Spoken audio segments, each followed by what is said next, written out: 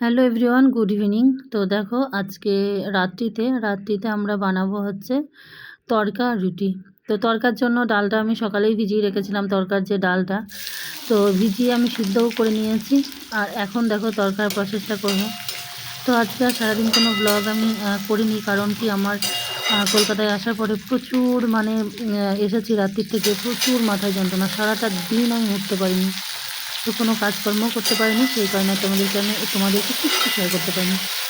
তো রাত্রি 8টার পরে আমার শরীরটা একটু ভালো হয়, তো বাজার টাজার করে নিয়ে আসি, তারপরে আগেই ডালটা ভিজিয়ে রেখেছিলাম। আর রাত্রিতে এখন দেখো তড়কা রুটি বানাবো। তো তড়কাটা ভাবলাম তোমাদের সঙ্গে একটু শেয়ার করে নিই। তো তড়কার ডালটা তো আমি সিদ্ধ করেই রেখেছি। আর এখানে দেখো কড়াইতে দিয়ে দিয়েছি তেল, তার সঙ্গে দিয়েছি একটু কুচনো পেঁয়াজটা একটু নাড়াচাড়া করে তারপর দিয়েছি টমেটো, স্বাদ অনুযায়ী একটু লবণ। আর এখানে দেখো আদা, রসুন, লঙ্কা এগুলো একটু কুচি কুচি করে দিলে ভালো হতো, কিন্তু আমি একটু ছোটোই করে নিয়েছি, কারণ একদম সুন্দর করে পেস্ট করিনি, একটু ছোটো করেছি। তো এখানে দিয়ে দিলাম আদা, লঙ্কা, রসুন থেতোটা। তো এটা আবার এখন ভালো করে আমি কষিয়ে, এখন দেখো এর মধ্যে যে গুঁড়ো মশলাগুলো, এখানে ধনে গুঁড়ো, জিরে গুঁড়ো আর হলুদ গুঁড়ো অ্যাড করলাম। অ্যাড করে এটাকে ভালো করে মশলাটা কষিয়ে নেবো এবার। মশলাটা আর আঁচটা কিন্তু অবশ্যই ফ্লেমটা একটু কম রাখতে হবে, কারণ কি পুড়ে গেলে যে কোনো জিনিস মশলা যদি পুড়ে যায় তাহলে কিন্তু সেই টেস্টটা পাওয়া যায় না। তো এখানে দেখো আমার মশলাটা কষানো হয়ে গেছে, মশলা থেকে তেলও ছেড়ে গেছে। তো আমি এর মধ্যেই ডিমটা আবার ভেজে নেব, আর আলাদা করে অন্য কোনো প্যান ব্যবহার করলাম না। এই মশলা কষানোর মাঝেই আরও একটু আমি তেল অ্যাড করে এখানে ডিমটা আমি ভেজে নেব, যেহেতু এগ তড়কা করছি।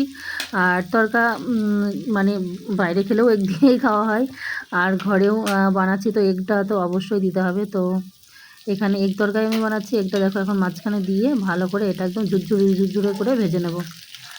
আর তারপরে যে ডালটা সিদ্ধ করেছি সেই ডালটা আমি তড়কার মধ্যে অ্যাড করব, এই মশলাটার মধ্যে অ্যাড করব। তবে ফ্রেন্ড, এই পর্যন্ত যারা দেখেছে এখনও পর্যন্ত একটা লাইক কমেন্ট করনি, তারা অবশ্যই ভিডিওতে একটা লাইক করে দিও। আর রেসিপিটা কেমন লাগছে তোমরা কমেন্ট করে জানিও।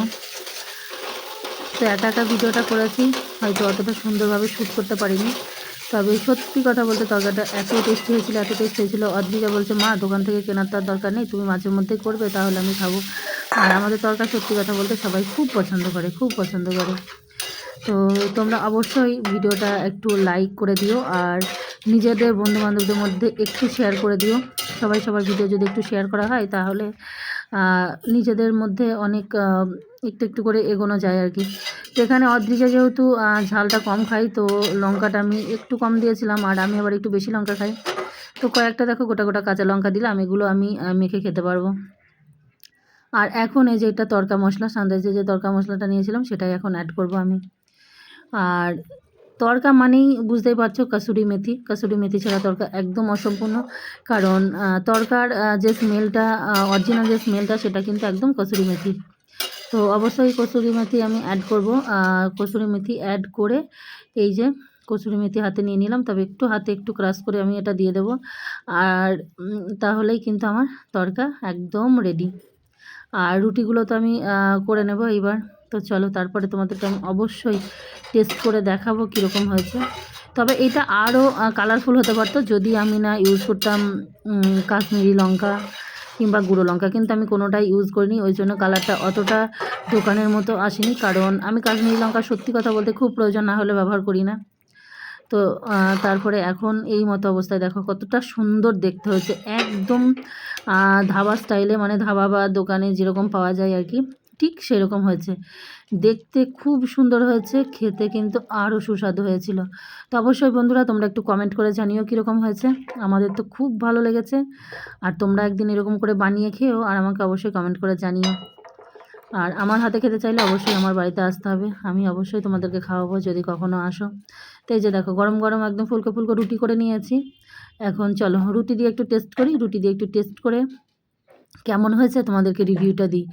আর হ্যাঁ, তড়কা রুটি মানে অবশ্যই কাঁচা লঙ্কা কাঁচা পেঁয়াজ ছাড়া কিন্তু তড়কা একদম অসম্পূর্ণ। তো আমার ফুল থালিটা কমপ্লিট হয়ে গেছে। এখন চলো একদম টেস্ট করে তোমাদের সঙ্গে রিভিউটা দিই কীরকম হয়েছে। আর সেই সঙ্গে ভিডিওটা শেষ করছি। সকলে ভালো থেকো, সুস্থ থেকো। আবারও দেখা হবে তোমাদের সঙ্গে নেক্সট ভিডিওর সাথে। ততক্ষণের জন্য টাটা। অবশ্যই কমেন্ট করতে ভুলো না, একটা কমেন্ট অবশ্যই করে দিও কীরকম হয়েছে। আর বন্ধুরা, চ্যানেলে নতুন হলে অবশ্যই চ্যানেলটিকে সাবস্ক্রাইব করে নিও। আর যারা অলরেডি জয়েন করেছো তাদেরকে অসংখ্য ধন্যবাদ, অনেক ভালোবাসা। তো চলো, আবারও দেখা হবে নেক্সট ভিডিওর সাথে। ভিডিওটা একটু লাইক শেয়ার করে দিও, সুন্দর একটা কমেন্ট করে যেও। চলো টাটা, শুভরাত্রি। আজকে তড়কা রুটি দিয়েই আজকে রাতটা শেষ করলাম। আবারও নতুন সকালে নতুন ভিডিওর সাথে তোমাদের সঙ্গে দেখা হবে।